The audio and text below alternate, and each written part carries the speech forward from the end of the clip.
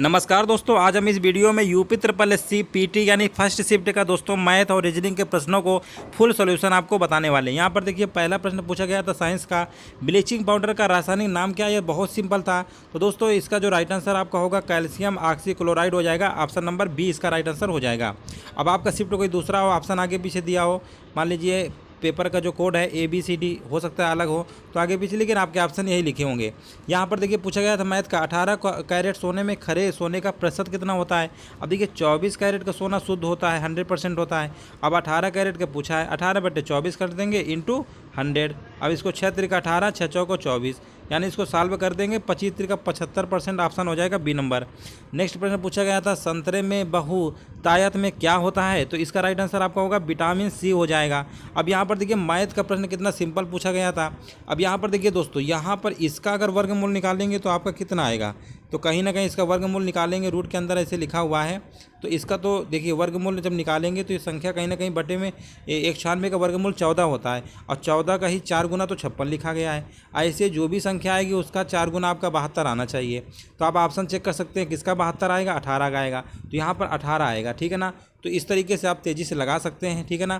तो 18 यहाँ पे ऑप्शन आपका हो जाएगा। और कई तरीके लगाने के। और यहाँ पर देखिए पूछा गया था प्रकाश वर्ष किसके मापने की इकाई है।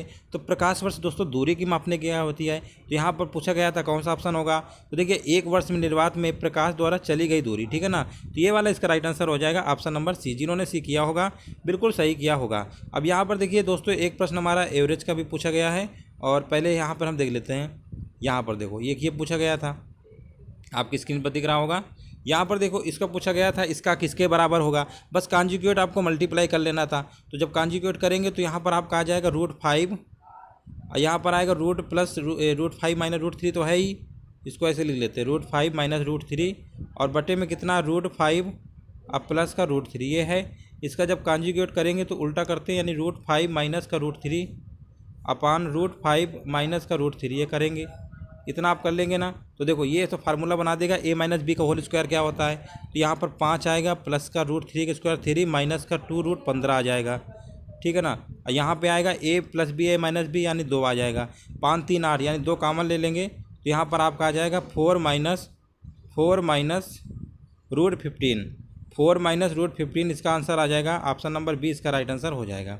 अब यहाँ पर देखिए पूछा गया था टीवी सेट का मूल्य 30% घटाने पर उसकी बिक्री 20% बढ़ गई, दुकानदार की आय पर उसका क्या प्रभाव पड़ा।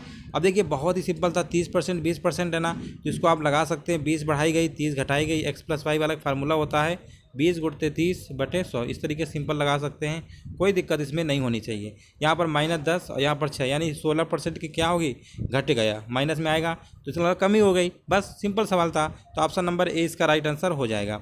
नेक्स्ट प्रश्न देखिए पूछा गया था एवरेज का सवाल था। 4 खिलाड़ियों की औसत उम्र 18.5 वर्ष है। अगर कोच की उम्र भी इसमें शामिल कर ली जाती है तो औसत उम्र 20% बढ़ जाती है। तो कोच की उम्र कितनी होगी। अब देखिए दोस्तों यहाँ पर 4 खिलाड़ी की अगर हम बात करते हैं, 4 खिलाड़ी की औसत उम्र 18.5 है।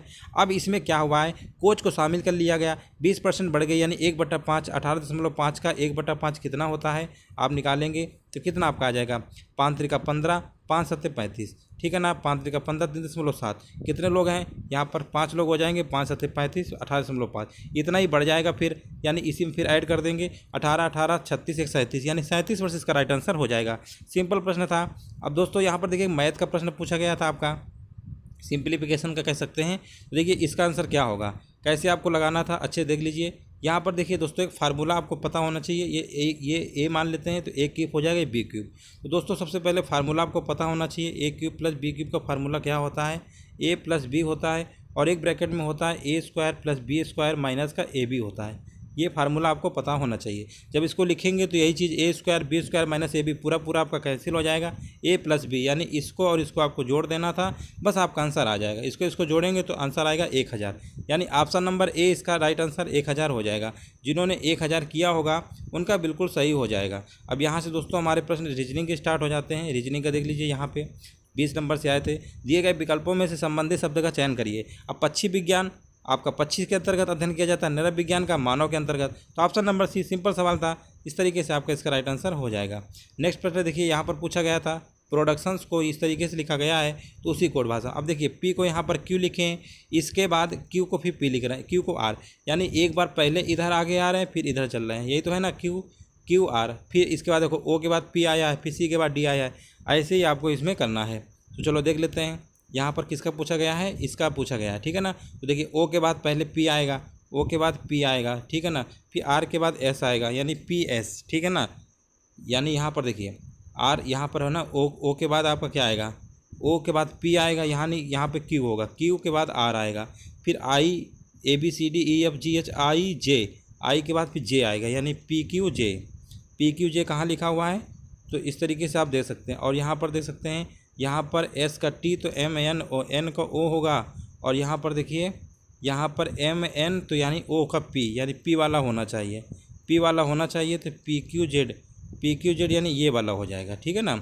यहाँ पे P आ रहा है ना, देखो यहाँ पर देखो, पहले यहाँ M के बाद N आया है, तो यहाँ पर O के बाद P आएगा ना, तो P देखो यहाँ पे आ रहा है।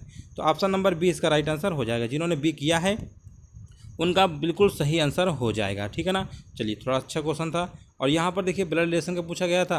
रीता की ओर इशारा करते हुए निखिल ने कहा, मैं उनकी माँ के पुत्र का इकलौता पुत्र हूँ। रीता निखिल से किस प्रकार संबंधित है, तो बहुत सिंपल पूछा गया। अब रीता की ओर इशारा करते हुए निखिल ने कहा, मान लो निखिल ने कहा, ये निखिल है, मान लो निखिल ने कहा, ठीक है ना, निखिल ने कहा, रीता की ओर इशारा करते हुए कहा कि रीता की ओर इशारा करते हुए कहा, ये रीता है, मान लो, इशारा करते हुए कहा रीता की ओर, मैं उसकी माँ यानी इसकी जो माँ होगी, इसकी माँ के पुत्र का इकलौता, यानी इनका भी कोई ना कोई एक पुत्र रहा होगा, ये आपस में भाई बहन हो जाएंगे, इनका ये पुत्र है, ठीक है ना। तो यही बोला है कि निखिल रीता कौन है, तो ये पापा की बहन यानी बुआ। ऑप्शन नंबर इसका D राइट आंसर हो जाएगा। जिन्होंने बुआ किया होगा बिल्कुल सही किया होगा। अब यहाँ पर देखो कितने सिंपल सवाल क्या हो सकता है, पूछा गया था यदि किसी वर्ष में 25 अगस्त तो गुरुवार है तो उसी महीने में सोमवार कितने होंगे। अब देखो 25 अगस्त को अगर गुरुवार है तो 26 को आपका क्या होगा, 26 को शुक्रवार होगा, 27 को शनिवार होगा, है ना, 28 को रविवार है, यानी 29 को दोस्तों आपका सोमवार होगा। एक तो 29 ये हो गया, इससे बैक चलेंगे 7 दिन तो आपका आएगा 22 को होगा, 22 के बाद फिर इसके बाद 15 को होगा, फिर 8 को होगा, 1 2 3 4 5 यानी 5 होगा। बस ऑप्शन नंबर इसका C हो जाएगा 5। तो इस तरीके से आपको लगाना था।